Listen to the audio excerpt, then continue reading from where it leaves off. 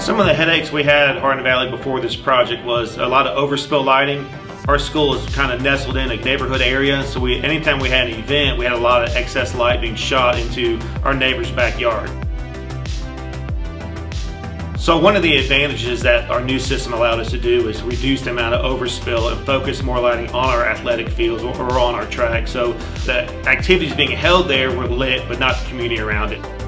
The impact for this update is that our student athletes and our student body and our community as a whole really get to experience special effect lighting. When you have touchdowns, you have goals being scored, you have celebratory lighting, you have red, white, and blue lighting to align with the national anthem. And you really get to customize it based on your school colors and to really make our student athletes and our student body and our community as a whole really experience what it may look like at a collegiate and professional level.